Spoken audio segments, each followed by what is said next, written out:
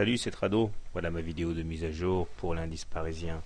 Beaucoup de choses à dire aujourd'hui parce que tant sur le plan journalier qu'hebdo, il y a du changement. Tout d'abord, journalier, bien sûr, on commence avec le fait que nous ayons confirmé notre passage au-dessus de la M20 ici, qui avait déjà été commencé jeudi, mais là on a une bougie au-dessus de la M20, donc il ne s'agit pas d'un hasard. La tendance baissière est définitivement cassée pour l'instant.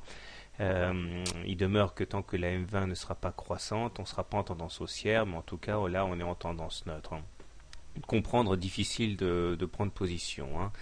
Nous avons également d'autres éléments très intéressants. Le MACD qui confirme son passage au-dessus de son signal, maintenant depuis 2 séances. Donc là, pareil, ces choses-là n'arrivent pas par hasard. Il y a du lourd. Il faudrait encore que le MACD passe positif pour que le bonheur soit complet. Le momentum, lui, par contre, NAC l'a passé en zone positive. Je vous rappelle qu'un de mes signaux préférés et lorsque le MACD, le momentum, répond à un signal sur lequel j'ai fait une vidéo, là, mais pour l'instant, le momentum est toujours négatif, tandis que le stochastique, lui, fonce vers le nord.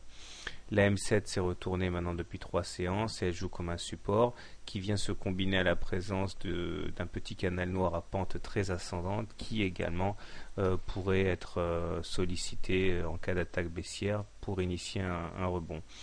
Petit détour du côté des Fibos, on voit qu'une fois de plus, les Fibos sont la base du trading, puisque même si en séance les 61,8% avaient été franchis, on vient mourir au contact des 61,8%, donc comme la séance du 24 mars. Et ce qui explique d'ailleurs que la progression soit symbolique de quasiment 0%. Donc voilà où nous en sommes. On est clairement ici dans une situation de consolidation, de rémission, mais la tendance n'est pas haussière. Je vous rappelle d'ailleurs que tant qu'on sera en dessous et à l'intérieur plutôt de cette fourchette d'Andrews bleu, eh bien on sera condamné à faire des oscillations. Donc il faut impérativement casser à la hausse les 4100 avant d'avoir graphiquement un optimisme. Donc, ce qui m'intéresse surtout, c'est de vous présenter un indicateur, une divergence intéressante que peu d'apprentis traders connaissent. C'est la divergence cachée.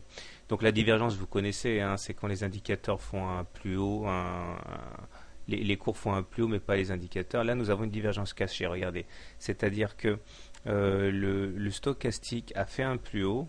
Autrement dit, il donne tout ce qu'il peut, il rame comme une bête. Par contre, les cours, eux, n'ont pas fait de plus haut. C'est ce qu'on appelle une divergence cachée baissière. Ça, c'est pas bon. C'est vraiment pas bon parce que ça veut dire que même si les indicateurs, en l'occurrence stochastique, est en sur-régime, ils moulinent un petit peu dans le vide parce qu'on n'arrive pas à faire un plus haut sur les cours. C'est assez rare. C'est beaucoup plus rare que les divergences baissières classiques, les divergences cachées. Et il faut se méfier de ce genre de choses. Il faut garder sous le coude pour plus tard. Alors maintenant, du côté de l'hebdo, c'est ici. On voit que les choses sont également en rémission puisque nous repassons la tête au-dessus de la moyenne mobile à 20 séances, 20 semaines.